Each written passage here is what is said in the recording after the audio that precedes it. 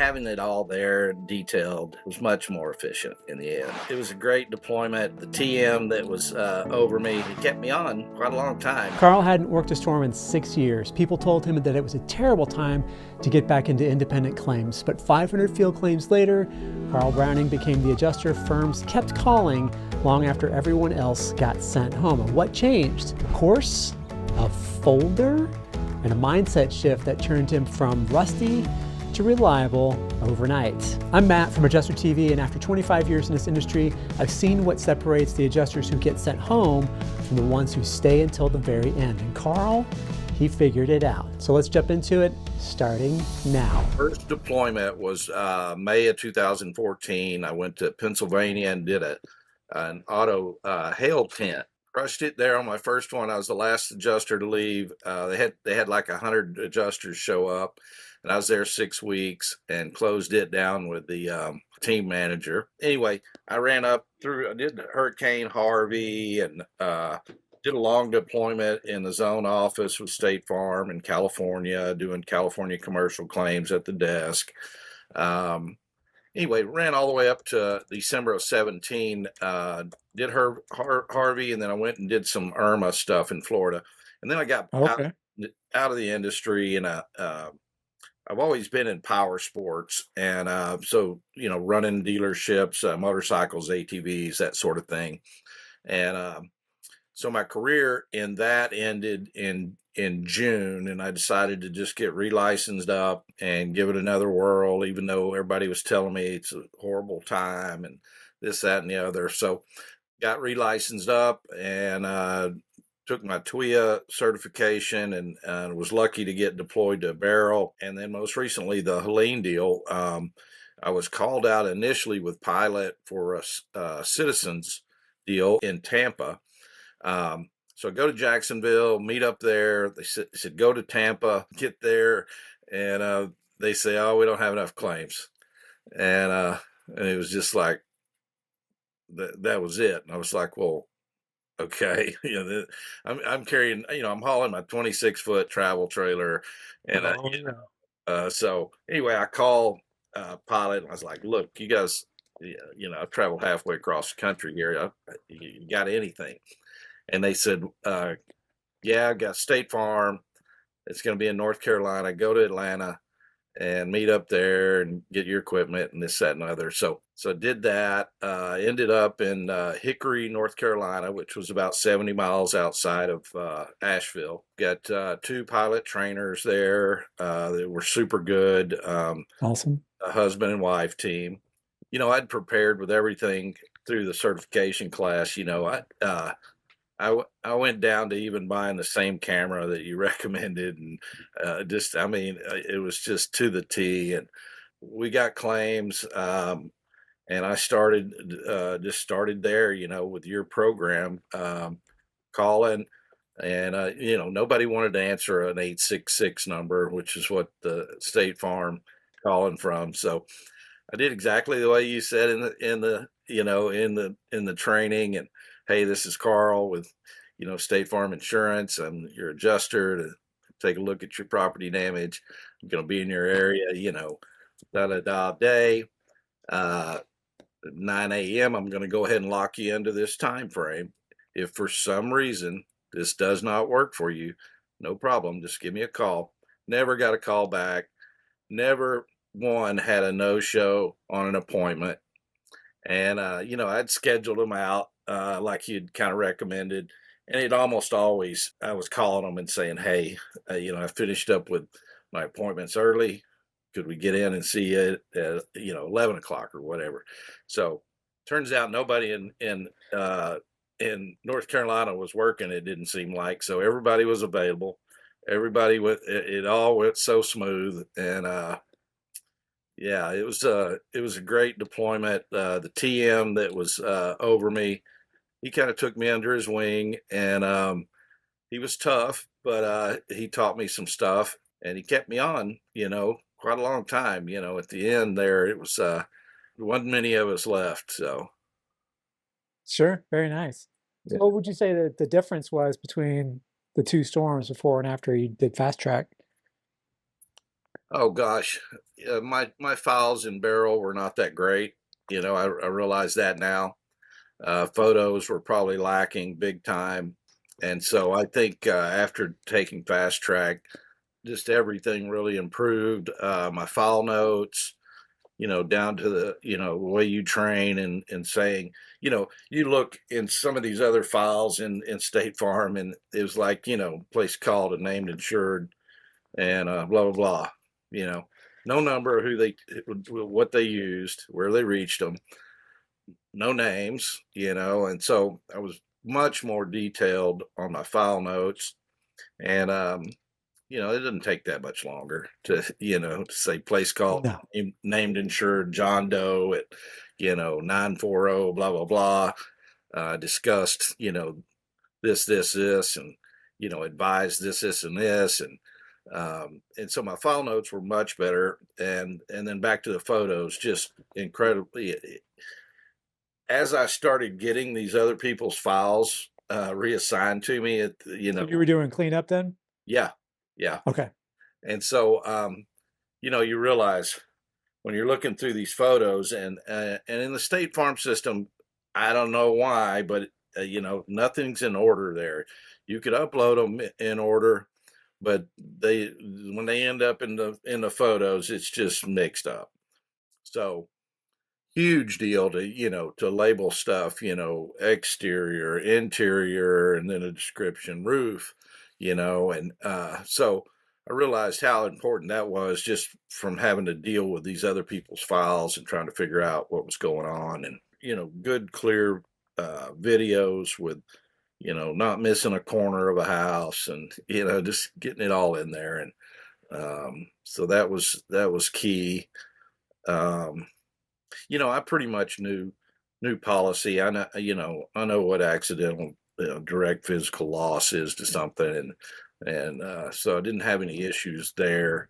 So obviously, some things took slightly longer, right? So if you're working in your activity diary, and instead of just saying just copy and paste and name and contact and name insured and that's it, you're having to flesh it out a little bit with the who was it, first and last name, phone number, appointment time, and it's what you talked about or whatever. So some things might have taken a little bit longer. Do you feel like there was any efficiency improvements on the second storm? One thing, it had plenty of State Farm ECS, their system experience, and that stuff all started coming back to me about a week to 10 days into it. So I was blazing through their system, much faster, probably than most people. But yeah, just in going back and looking at your own notes on a file claim, and having that, where did I reach them last time? I can't get them on this phone number. Where did I reach them last time? And and who I've been speaking with majority of the time. You got husbands and wives, and so you don't want to be calling somebody and saying, well, last time we spoke, well, of course you didn't speak with them, you spoke with other, and so Right. just having it all there detailed was much more efficient in the end. Do you feel like you had fewer corrections, or maybe corrections that were like fewer silly things? Oh yeah, yeah, a lot of that was, I knew ECS. On Beryl, I was working TWIA claims, and so I didn't have a whole lot of experience working claims. I had a lot of XactAmate experience, didn't have a lot of XactAnalysis experience.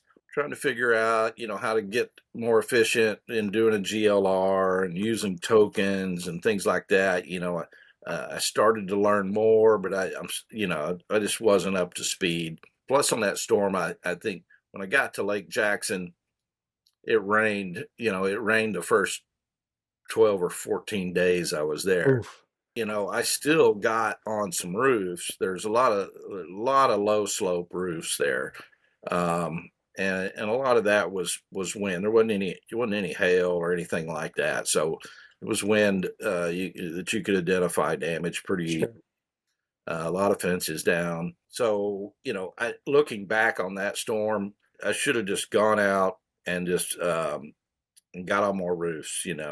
I did really well financially on that storm, with just, I think I ended up having 36 claims, but did well financially on it because TWIA pays pretty good. I'd love to do some TWIA storms in the future, but Nice. for Helene, a lot of that was just big trees hitting houses. You know, the winds were not that strong on that storm, but it had rained and rained and rained prior to the winds coming in. And those big trees they have, they're big maples and dogwoods. They don't have very long roots. And so, a 50 or 60-mile-an-hour wind come with real soft ground. It was toppling those trees. Right. So if you were advising somebody who was maybe looking at their first deployment, how would you explain the value that Fast Track brought to you based on the difference in your experiences before and after the training?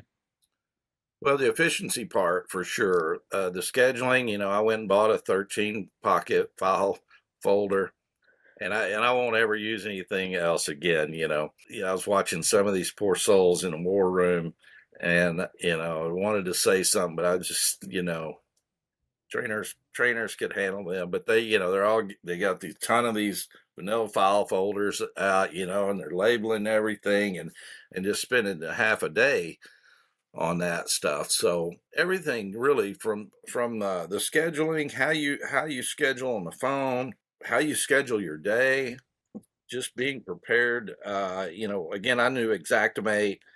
After I took your course, I went and got the level 2 certification with Xactimate.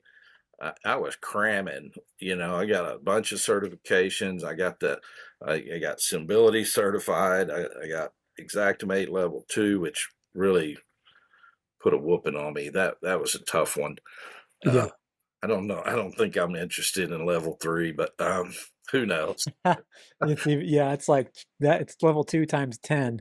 Yeah, yeah. So, but yeah, in talking with anybody else, they're going to learn so much and might not understand the why, but if they just follow the program, just down to like I already mentioned, the photos and getting good photos that tells the story, exterior, getting good overview of each elevation, inside damage, a good overview of the room, good overview of the damage, and then a close up of the damage, and that's all you need. I mean, that will tell the story. I think what your program did for me was really made me a lot more efficient and a lot more, and my files a lot more enjoyable for other people that were reviewing them, and that's huge. You know, Yeah. I know now after taking these other people's files and having to get them closed and reconcile estimates and F9 notes were huge. I think that set me apart. When I first got there, very first claim I got was a huge tree that's just almost split a home in half. And so I built this beautiful sketch. Trainer is like, man, that's a beautiful that's a beautiful sketch. And he goes, but how long did it take you on that? And I'd spent some Right. time on it. And so I knew that moment where he was going with it. And I was like, so tell me what's expected. What are they wanting to see? Because I can do a beautiful sketch and have a nice estimate, but I want to be fast at this. I want to do a bunch of them. And so he kind of told me, and a lot of times, I'd have the scope sheet that I'd done, during the inspection, and then just go in and dimension it in the tree. Boom, boom, boom. They don't even require a sketch. It was a little more detailed, where I felt like going in and sketching a room and showing, annotations showing where the damage and stuff came from and where it ended stuff. Then I would do that. But for the most part, I just did the fast part. So, Sure. Sure. So yeah. So there are some shortcuts in there, and basically, if you don't have to sketch it, there's other ways to get all you're after is just the dimensions, right? And it doesn't matter right. how you get them. Well, unless they tell you they want them the specific way. But if they don't, you can do the math on a piece of paper, or you can use a dimensioning tool, or you can use Sketch. So looking back and after having done a storm after you certified, is there any place where you were like, man, I wish Matt had taught this, or they spent more time on that? in the program that you can think of? The program's pretty thorough. I didn't feel like I was unprepared at all. I really went in very confident, and you know, uh, I'm a highly competitive guy anyway. I raced motorcycles all my life, and I don't like to lose. And my whole goal going into this deployment, I got deployed with a great company pilot, and so my goal was to be noticed and to get somebody's attention. I was humping it, and I didn't let up. And I kept saying, kept asking my trainer, where do I stand? Who else is, who else is closing some claims, and they just said, you need to stop worrying about it. You're in no danger, you know. So, but back to your program, I can't think anything. I felt like I was really well prepared, golly, for a new adjuster. They may not know the why at the time, but if they really study your program and take that stuff to heart and use it and literally follow it, in a wooden literal sense, and just do it without knowing why you're doing it, and you'll know later on. So How many licenses do you have at this point? 11. I have all the coastal stuff, and then I have Okay. Minnesota, Indiana. Make sure that you keep the directory up to date if you get new licenses. And I would say at this point, we're kind of in this is right now till like maybe the end of January is by far the slowest time of the whole season.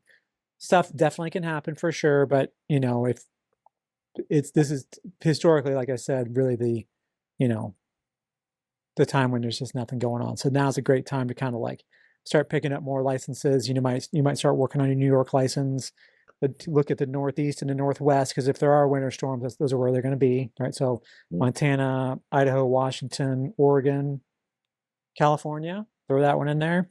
And then the Northeast, all those little states up there, whatever states are, that license up in those areas, those are good ones to get. Obviously, most of the Midwest is non-licensing except for like Indiana and Minnesota. Minnesota is a really good one to get. So I would definitely show up to NACA with as many licenses as you can, and absolutely, because you've got training and you've got at least two storms under your belt, and you've seen this stuff. You're Xactimate level 2 certified. If I were you, and this is just between you and me and the wall, I would probably not bother taking any classes. I would just focus entirely on interviews, Networking. because you can go to Adjuster Pro and for $35 get your CE for your home state. Right. And it's something you could do in your underwear over a weekend or whatever, while the game's on in the background. So I don't know that conference is so important for the networking that it's, they want to add value to it by having a bunch of classes, and it does draw people in, but the true value of that conference is sitting down face to face with team managers, directors of operations, HR people, recruiters, so on and so forth, CEOs, right? Some of the smaller firms. The owner of the company is sitting there, and he's looking to build out his team for 2025. Right. So that's key.